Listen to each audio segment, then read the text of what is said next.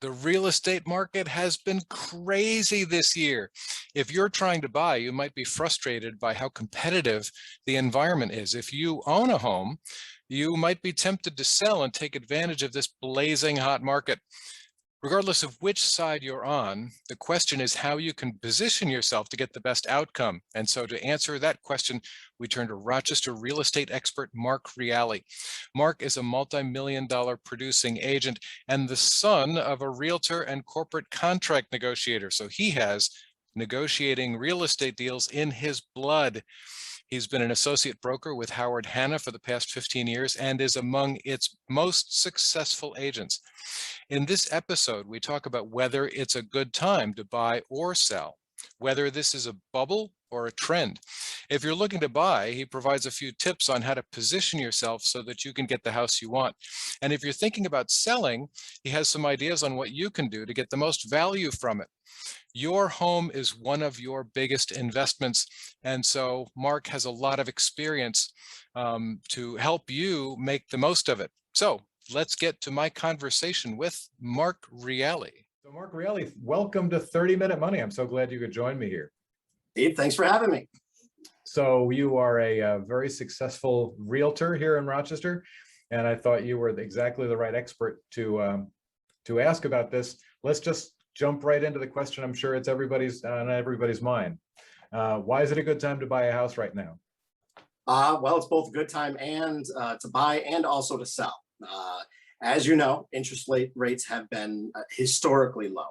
Just today, I believe it was about 3.125, which is low, one of the lowest I've seen in a long time. We got just under 3 at one point, but it's been hovering around 3% for quite a while now. With interest rates being so low, your mortgage payments have been a lot less.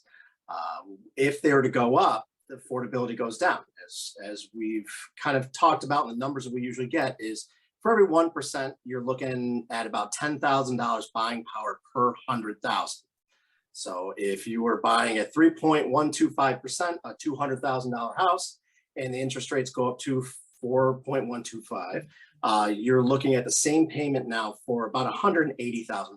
So you lost $20,000 worth of buying power. Yes, there is a lot of buyers out there. There is a lot of competition, but because of the interest rates, the affordability is there, and you just have to be able to navigate this market. Yeah, well, and we're going to get to that, right? So, of course, you make your living selling houses. So we would. I'm sure it is a good time to buy for the right situation, and you have a vested interest in that. So why is it a bad time to buy a house? Bad time to buy a house. You are in competition. So for every house out there, it's not uncommon to go against 15, 20 offers at a time. It's difficult. So any buyer gets into this just has to have patience and really lean on their professional to be able to negotiate. Right? Talk to the agent. Ask the agent right up front. What do you do to negotiate better? What makes your offer stand out amongst others? And that's what's important. Yeah, well, and that's what, that's one thought that might come to people's minds is that with a market that's this competitive, I mean, you're just walking into a situation where, people get caught up in wanting to win the bid and wanting to get the new house. And, isn't that a recipe for paying too much? Yes, very much so. Now, the question is, are you paying too much when you have so many people asking for the property? The market decides what the values are, and the market's always self-leveling. We have had a very low progression when it comes to prices in the Rochester area. And as you know, over time it goes up. We've had a huge spike in it, one of the best in the nation. It is starting to level off, but the prices won't come back down. They will probably continue to rise, but maybe not at the amount they have beforehand. The question is do you wait another year and the interest rates go up where the prices are still going to stay the same? So the affordability is going to go down, as you know. So, yeah. So, so what you're saying is that this is not a bubble. This is going to stick around. So that's one of those, taking care of one of those fears that, you're not going to pay too much and then the prices are going to collapse again. If that's the, why do you think that is? Why do you think that, if all of a sudden they spike up, why are they not going to drop back down again? Well, there's only a finite amount of properties. They're really, building costs have gone up exponentially. The cost of rent has gone up too. Now that even though we are seeing a huge rise in residential real estate, we are actually seeing a level out and drop off on commercial real estate because more and more people are working remotely. If I go back about 10 years ago when I was selling real estate, 4 bedrooms and 5 bedroom houses were a little bit more difficult to sell because the family unit was getting smaller. But now, because there's more people working from home, people are going to need larger houses. And we're getting more and more people buying 4 bedroom houses, so larger houses. Rents have gone skyrocketed because, as you know, if the price of homes are to go up, so do the price of rent. And there's almost a competition between the two. And I think rental has gone up about 14% in the last 2 years, which again drives the affordability for renting quite a bit. And plus there's a moratorium right now on rental evictions. So there's less of that available too. So buyers have turned and said, do I pay $1,500 a month to rent a 2-bedroom or a 3-bedroom house when I could buy a $200,000 house for the same payment? And you have to think about what's the right thing. I still think that even though the prices will level, and they are starting to level, I don't see them going back down unless something happens dramatically. Even in 2009, when we had the financial collapse, we didn't see a huge loss in value on properties. Well, true, and that was really when Rochester was not responding to the national trends. We saw in a lot of different markets that they would spike way up and then go way back down again. And building up to 2008, we did not see that big spike, and so when 2008 came, we did not see that much of a settling down. But you think this spike is a trend? You think this is here to stay? I think it's here to stay. I don't think the growth is going to be as high. Right. We were doing about 1% to 1.5% per month in growth, and value growth. I think that's going to be leveling off. But anyone who's purchased the property in the last 3 years, they're not going to let it go for under what they just paid for it. And all the neighbors know what the house is sold for, and they're not going to want less than what they're seeing their neighbors go for. Sure. So the prices are going to stay up there. Okay. It won't be the 15, 20 offers you'll see on every house. Right. Okay. Well, and you just brought something up a minute ago that I'd like to dig into a little bit. You said, people are thinking potentially about buying a house because rent's going up. And if you have to pay this much rent, but I could own for, the mortgage payment's going to be about the same for that, wouldn't it be better owning? But that's not entirely a complete comparison, right? Because, there are a lot of things that a landlord does on a building that you would then have to take responsibility for as an owner. So what are some of the things that people need to keep in mind when they want to do a real apples to apples comparison between renting and the costs of owning? Well, apples to apples, I would say, first of all, you have to figure out what your timelines are. If you are thinking of renting and you're, let's say, fresh out of college, and you don't know if you're going to be settling in the area or not, and that might not be a right idea to buy, because you should be holding on to a house minimum. I like to see at least 5 years to hold on to it to build equity. But if you're going to be moving in 2 years, you might want to think about staying in the rental market.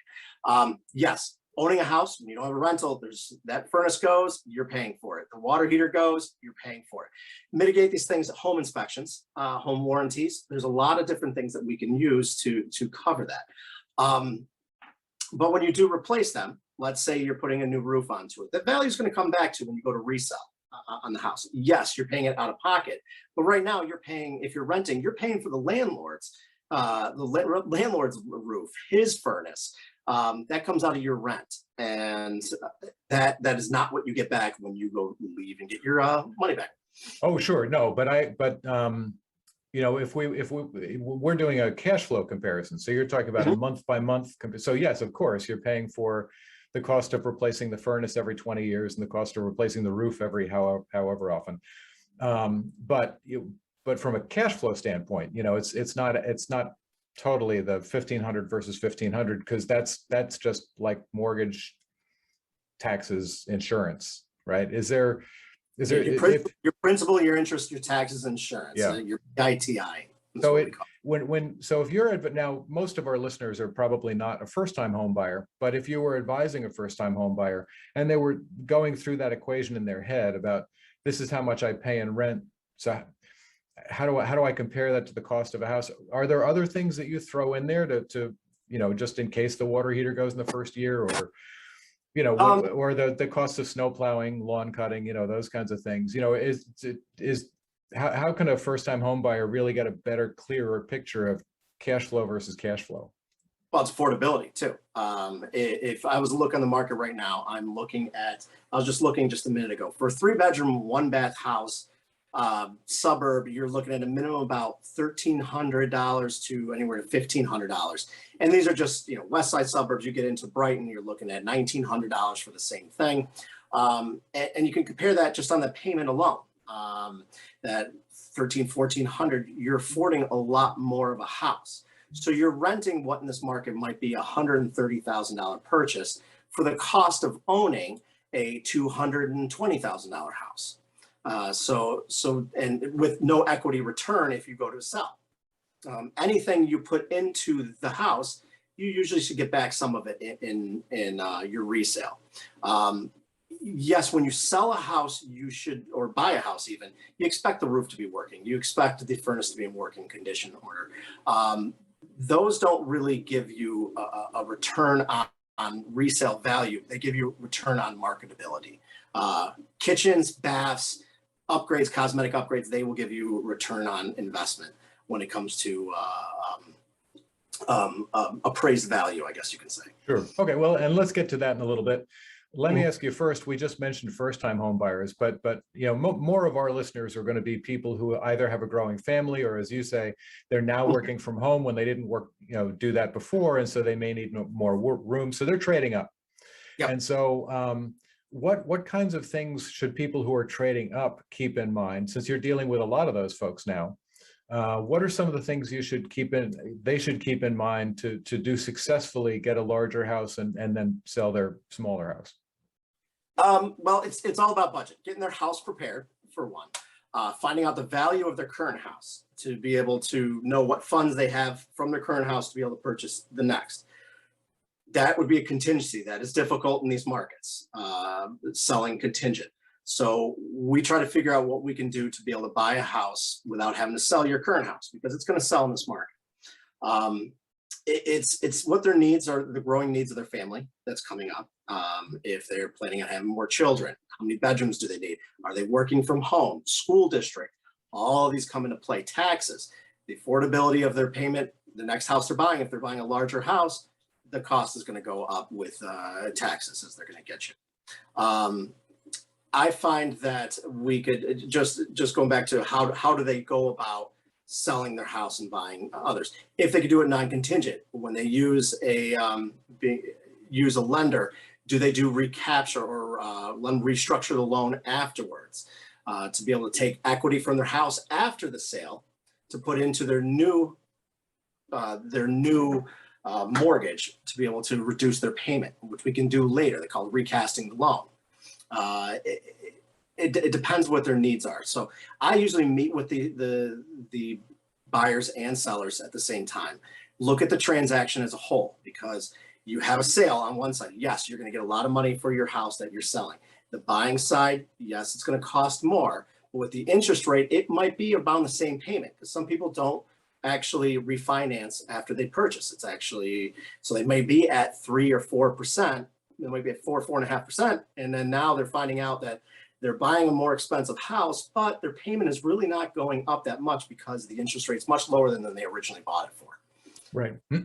So we're going to talk about what you can do to position yourself to succeed in such a competitive market. But one of the things that you just mentioned was if you're trying to submit an offer that's contingent on the sale of your current house, that's going to put you at a big disadvantage. to those folks. So how, what are, let's go through that again. What are some of the ways that people can, are there ways that you can successfully remove that contingency and go in with a non-contingent offer if you still own the house and your mortgage payment is a big part of your budget? Yes. Well, there is, if you have the ability to purchase, and that's what's checking with the lender, to see if you can carry two properties at the same time. It would be a short term, because once we get under contract at a new house, we turn around and take the house you currently live in and get it on the market as soon as possible. There's also bridge loans that allow you to take equity from your house while you still own it to be able to purchase the new property. Again, that comes down to what your qualifications are. Besides that, then there's borrowing against your investments. Some investments allow you to borrow without penalty for principal residence. And obviously you have to pay that back. And you could do that from the equity sale of your last house. Okay. So there's many different options. So we have to have, again, each client is going to be a snowflake, and we have to take each one separately and go through a game plan, and A, B, and C too. We have to make sure we have different I guess a different route for each purchase and each buyer and each seller. Right. But I think that one of the big messages there is that there are ways that you can position yourself better by removing that contingency. Although, there are some risks to that. If you buy the new house and then something happens with your old house that where it doesn't sell, that's something that people have to consider, right? Because they could be carrying two houses for longer than they anticipated. So are there any boundaries around that? Are there times when you would suggest people not do something like that because it might pose too much of a risk? If they don't have the liquid funds or the ability to do that, there could be a case and that we sell their house first. And because of this market is so competitive, the buyers coming in, especially if their sale of their house is in that first time home buyer range, the buyers may be able to negotiate in that they give you a quick close with a rent back, so that you actually close on the property. You get a 30, 60, 90-day rent back. 90 days, I think, is the max you can go. And you could take that time to be able to find another house and buy that non-contingent. That's another option too. It has to be negotiated up front, of course. Okay. And you said 90 days is the max. Why is that a max? What's limiting that? So if the sale of your house is used with a mortgage that people are purchasing it, anything over 90 days would be considered a commercial loan, like a rental. And then usually requires over 20%, so it's 25% down. So that's something negotiated in regard to the mortgage, right? Because you could, so can you not just sell your house and then negotiate renting it back for some indeterminate period of time? I guess I'm not totally clear on why there's a limit on that. So the limit, all right, so the person who's buying your house, let's say they just have a normal conventional mortgage, not a cash buyer. Because of the type of mortgage they're using, the lender on that side knows that they're buying as their principal residence. And being a principal resident, you have to live in it. And if they'll allow you to do a rent back for up to 90 days. Anything past that, it would require probably about more than 20% down, 25%, because now it's a rent. Yeah. Instead of principal residence. Okay, now I understand. So we talked about this market being very competitive. You mentioned before that a lot of houses may get 15 offers on it. You've got to figure out how to get yours to the top. What are some other ways besides going in with a non-contingent offer? What are some other ways that people can make their offer more competitive without being taken to the cleaners on just paying too much? Okay, so there's several different options. One of which is something that's been a little bit new, and probably in the last 4 or 5 years, called an escalation clause. And an escalation clause is when we it's a document. It allows you to kind of hedge your bet. Put an offer on a house. We say we're going to go $2,000 over the next highest offer, up to a cap of X, instead of going in on just a guess of how much we're going over, because you could come in 10, 20 grand over when you only needed to come 2,000 or 3,000 over. So, but there's always a cap on That was what an escalation clause is. Now, they do have to show us what is the escalating factor, the offer that actually allowed us to escalate up to that cutoff point. Other items, good faith deposit. When you buy a house, you put down a deposit, and the deposit shows that you're not going to walk away without cause. Making a large deposit, I think, is important. If you're buying a $200,000 house, you should be doing about $10,000 per 100,000. So a good $20,000 deposit. If you don't get your mortgage, you get it back. If they can't deliver a clean title, you get it back. If you can't come to an agreement on the home inspection, you're going to get it back. 99% of the time, you're going to get it back. If you decide to walk away right before close, there's going to be an issue. You might not get that back. Other items. This is a rough one, waiving inspection. We have been seeing that a lot lately. That's a case-by-case basis. I never like to recommend that someone waive a home inspection on a property, but we have to look at it different ways. Is how old the mechanicals on the house when we go through it. And if you are going to waive an inspection, I highly, highly recommend you buy a home warranty on the house. And a home warranty is actually something that could make your offer even better, even if you're doing a home inspection on the house. Because a home warranty not only covers you for a year, it covers the seller till the time of close. And Murphy's Law says something's going to go wrong. And there's many times I've listed a house, a furnace goes, water heater goes, anything can go right before close, but now it's covered because the buyer put a warranty in place, and these items are covered right up to close. And it helps the buyer for a year after close. So that's interesting. So who provides those kinds of warranties? Is it insurance companies or real estate companies, or who provides those? There's a few different warranty companies. HSA. There's several of them out there. That's what I would talk to your realtor about, who they would recommend. And they usually, to cover a house, it's about $600, but in the scheme of a large purchase, that's not a lot of money, and especially when it comes. I had a client who had it, and her dishwasher went day one. Sprayed water everywhere, ruined the ceiling and the basement.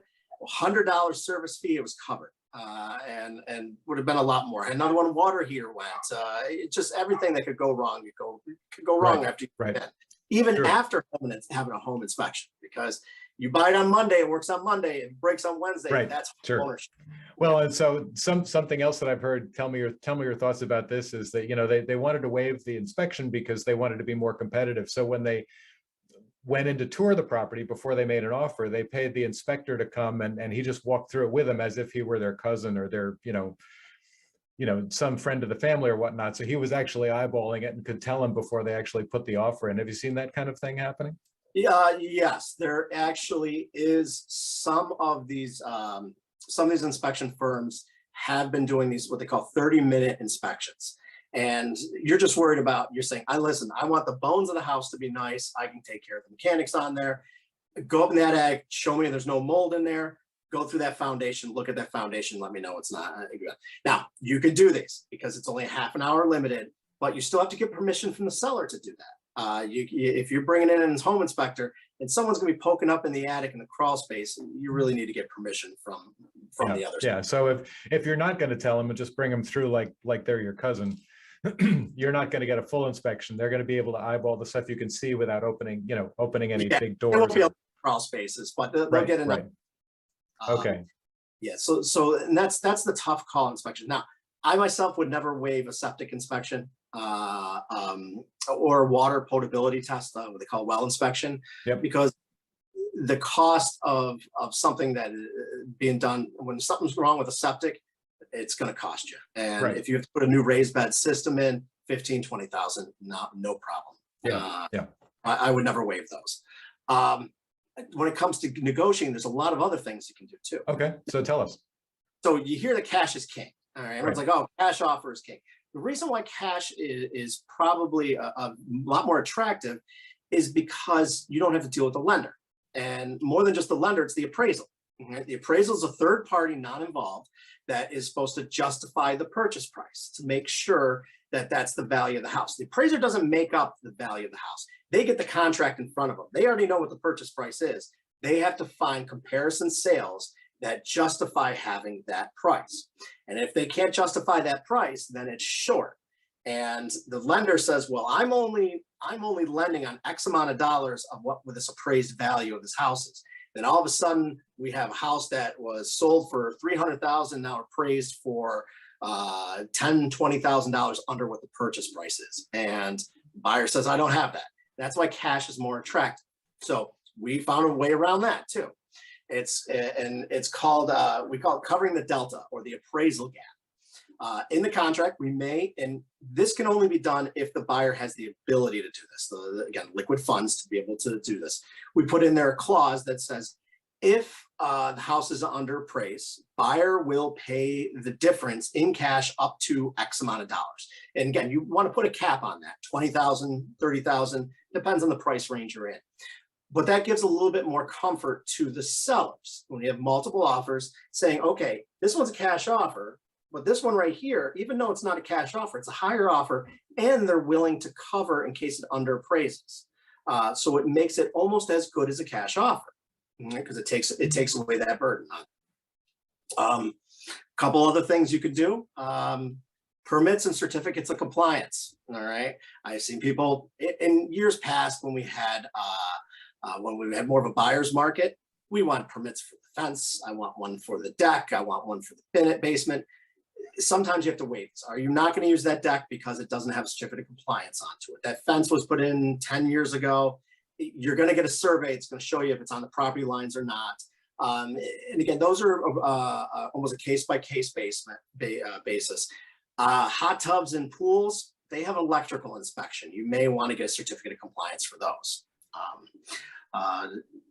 Another big one, which I just had on a house, I had one of my listings, I had 12 offers on it, and this was only a week ago. And the winning bid is I had a couple who are downsized. They're moving out of state. They're getting rid of everything. They've lived in this house for 40 years.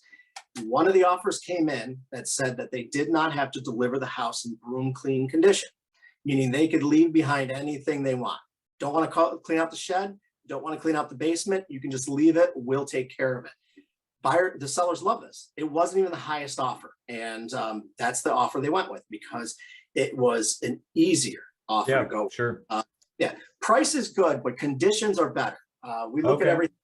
We have to look at everything that comes into play. It's very important you talk to your realtor about who you're going to use as a lender too. There's a lot of good lenders out there. There's a lot of bad lenders. The bigger the bank, the bigger the issues. We find that some of these large, big box lenders, residential lending is more of an annoying fly that they have to deal with. And we find that their processing is a lot more difficult. If there's an issue, it's hard to get a hold of anyone. Their underwriting is out of state. So keep it small, keep it local, and talk to your realtor to find out what's going to happen. Yeah, I'm a big fan of local banks, so I'm with you on that one. Just real briefly, because we don't have too much time, but so let's look at the other side of it. Let's say that you are trading up, or you're, for whatever reason, selling your property. What kinds of things can you do to, certainly the market in this case is going to propel the price a long way, but what else can you do to make it to get as much as you can out of it? Well, in this market, you still have to be a shiny penny. Even though there is a seller's market, it is starting to level. You still have to price them correctly. Buyers are accustomed right now to paying over asking. So they're searching, any buyers I'm working with, they're searching about 15, 20% under what their qualifying ratio is. So they have the ability to negotiate up if they need to. So pricing it right is important. Making sure, one of the best values you can buy is a squeegee. Getting that house as clean as possible. Get in there, get everything out of the way, depersonalize it. We still have to get as many eyes on the house as possible. So marketing is important too. For me, I like to market to neighborhoods. Everybody knows somebody who's going to be living in your neighborhood. So why not let all your neighbors know about your house? Because they're going to be at work saying, this one just came up around the corner. You should come live by me. So we have to market to the neighborhood. And we also do a lot of online marketing too, to make sure that when people are looking, you buy a pair of shoes online, all of a sudden you're getting pop-ups for shoes. You look for a 4-bedroom house, 1 bath in Brighton, all of a sudden there's my listing popping right up in the corner of your screen. Sure. We want to get as many people through as possible. So we still have to market, advertise it. Pictures are extremely important. I use photographers for everything. Let the light in. If there was something that's chipped or painted, get it painted. Take away also their ability to want to do a home inspection. Get your furnace cleaned. Put a sticker right on the side of it that says, this was serviced just last month. It's right there. Pop your head up in the attic. Make sure you don't have any mold up in your attic or staining. If you do, let's get that addressed right off the bat before you list the house. You're moving, so now's the time to purge items you don't want to take with you. All right, get as much stuff out as possible. Let's make it look like a hotel room. Very, very plain, but still clean and nice. Right. Yeah. Well, your comment about the neighbors made me laugh. It's like, well, I guess you could also just focus for 6 months on being a really terrible neighbor. So everybody in the area is going to want you out of there. So they'll do anything they can to get you to sell that house. Yeah. If you don't know who the bad neighbor is, it's probably you. Exactly. Exactly. So let's lay out a roadmap. Somebody is thinking of trading up. They want to exchange their houses. What are some of the things they should think about doing, in what order? Well, first off, get a realtor over your house. Right? We want to get your house. You want to get a price range of what we think their house is going to be worth. Right? In that range, worst case scenario, best case scenario. Also, then a lender. Get a recommendation from your agent. Talk to a lender. Find out what we need and where we need to go. So now with that game plan, we find out what we have value in your house, what also needs to be done on your house to get it ready to put on the market. And then how much funds we need to move up. Those are the first steps right off the bat you should always work. Okay, great. Here at 30-Minute Money, we're a big fan of 30-minute action lists. If somebody's starting to think about this, what should be on that first 30-minute action list? Oh, call me. And we'll get to that in just a minute. 30-minute action. Call an agent. Call an agent. Call your lender. Those are the two first things you do every time. Buying and selling, that's the most important items. Okay, great. Put together your wish list too. If you're going to be buying. Okay, that's helpful. That's the kind of stuff we're looking for. Yes, you need to put together, what do you want? Do you pool, no pool, fenced in yard, neighborhood, school district, amenities to the house that you want, with style of house. Do I want a colonial? Do I want a ranch? Everything comes in there. Do I want a big yard? Do I want a smaller yard? I get that too. Some people don't want to take care of big yards. Everything that's on your wish list. And there's nothing that you can't not put in there. You want to make sure you have everything in it. I don't care if you have a fireman's pole from one floor to the next. I'll try to find it. You might not get it, but we'll see if we can find it. Well, and I think that's really good advice. We're big believers in lists and thinking that stuff through ahead of time. What we find whenever you're making a large purchase, if you haven't figured out ahead of time just exactly the characteristics you want, the options that you want, it's really easy to accidentally overspend. So I think that's great advice. So, Marc, this has been great. You've given us a lot of really good information. If somebody is starting to think about this and they want to find you so they can talk with you about this, where can they track you down? marcreali.howardhanna.com. That's Marc with a C. So. And why don't you spell the whole thing, because people may not get Reali right either. You got it. MarcReali. Marc Reali. Okay. Awesome. At Howard Hanna. All right. Great. Thank you, my friend. It's been terrific. Thanks for sharing all this with us. Thank you. Thank you, Steve. Thank you very much.